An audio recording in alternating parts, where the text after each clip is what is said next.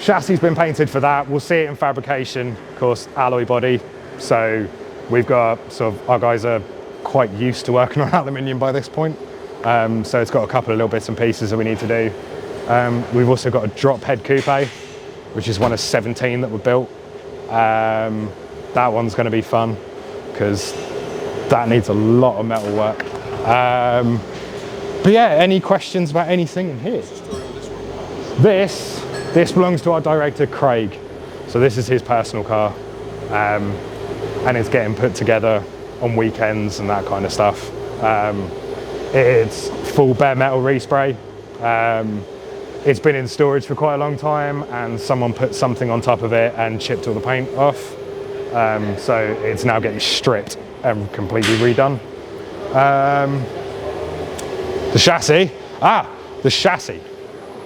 So the chassis over there is an original 1954 XK120 fixed head coupe.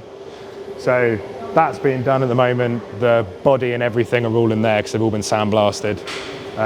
So Terry's working on that at the moment, and just basically we're going to build the chassis up to just be a rolling chassis. That way then we can move it around as and when we do the XK120, because the XK120 actually has no owner. So we own it. So we're bit by bit putting it together. We've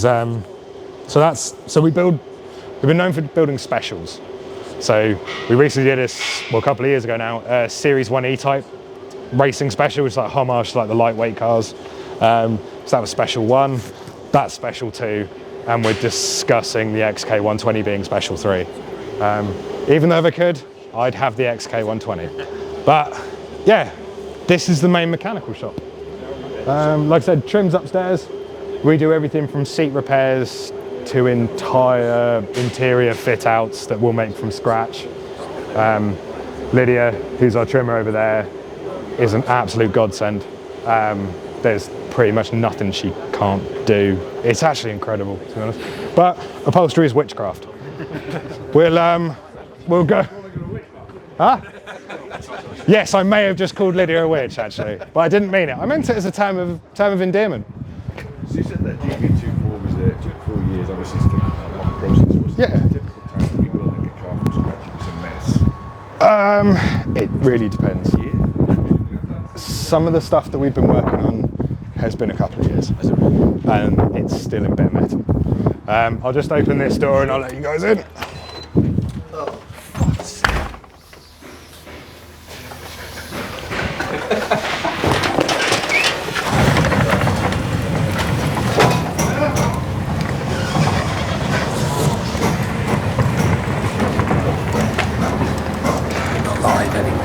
Oh, cool. It's good in my garage now. Yeah, we get them serviced regularly. Yeah, this is kind of the dirty bit of the paint shop. It's relatively clean today. This is where the boys will do all the prep work, so sanding, filler work and stuff like that happens in here, not in the clean bit. Normally we have more cars in here, but the boys are jamming through them pretty quick. Bentley Continental S3. Chris has been working on this. There's a lot of real estate. So I think this has been in like filler and primer work for about the last 7 weeks.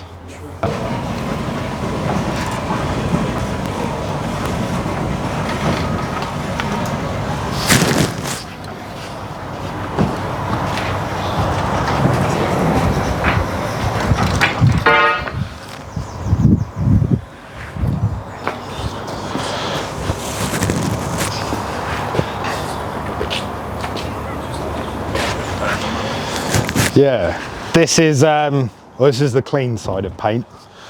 So like I said, we'll do little bits and pieces there and here, so we'll do colour sanding and stuff like that, things that don't create massive amounts of dust, but probably 2 or 3 times a day this floor gets hoovered, so then we don't get anything, and we'll also hoover out the bay as well, hoover out the ovens. That's the bonnet for the chalk ice green C-type that you guys saw. So on the outside, fiberglass, but our fabricators have done all the aluminium work that's inside of it. It's going to be fun. And also the engine that's actually has a C-type head on it as well. So that's been done as a present for Gordon. So we're doing that inside of here. Where do I do it?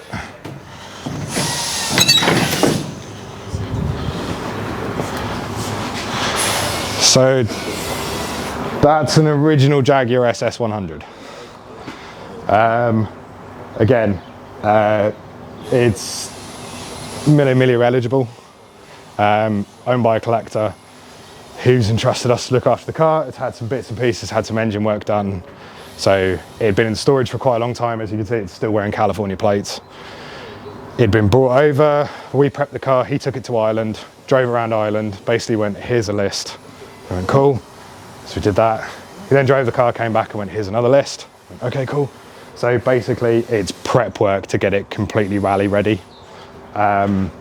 It's possibly one of the most beautiful things that I've ever seen. And it's great because it's straight piped. So yeah, it sounds like you're trying to start a war. It's great. That's our booth. We've recently converted it over to be able to run full water-based paint systems. So before we could swap, whereas now I believe we're going to be running water-based. So weirdly enough, the DB2 that you guys saw, Moonbeam, that's in the Attilio, that's water-based paint. Chris worked for a long, long time to be able to get a water-based paint to have the same finish as one of the originals. So we're quite proud of that.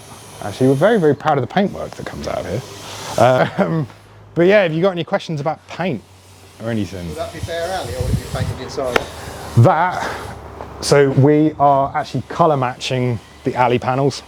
So we're colour matching it, so then the fiberglass will essentially look the same as the alley.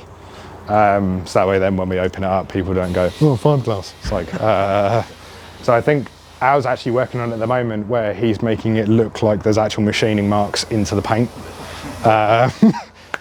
Because that's the level of detail. Hi Al. Hello. But yeah, this is paint, so we do all of our own mixing in there. We'll do anything, so we've also got colour scanners as well, so little tiny computer things, they're about yay big.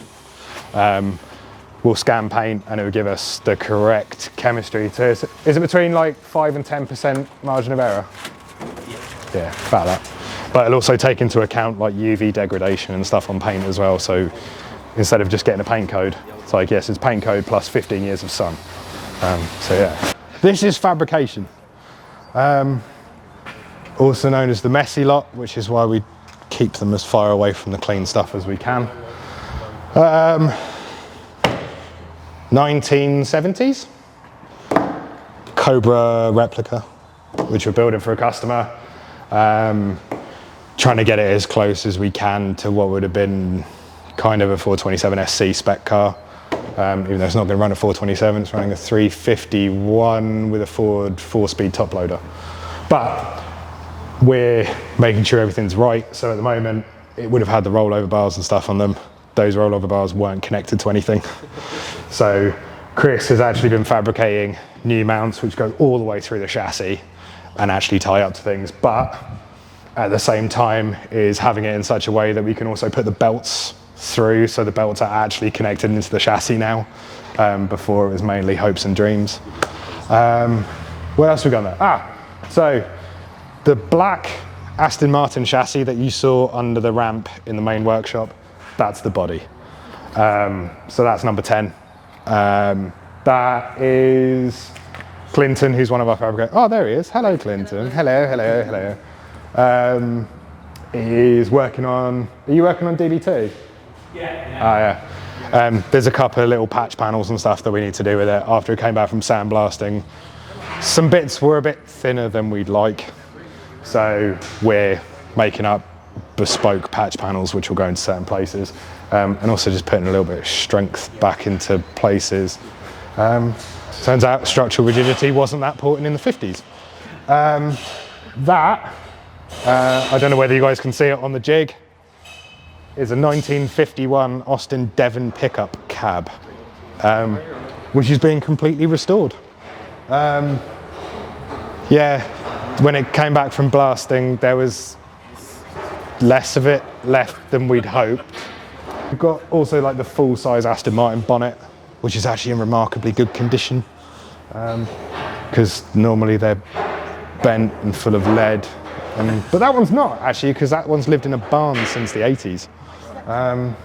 But yeah, this is fab. So we'll do everything from patch panels, yay big, to making our own full-size panels, and then welding them onto the car using electricity. Any questions? So cool. Cool. Right.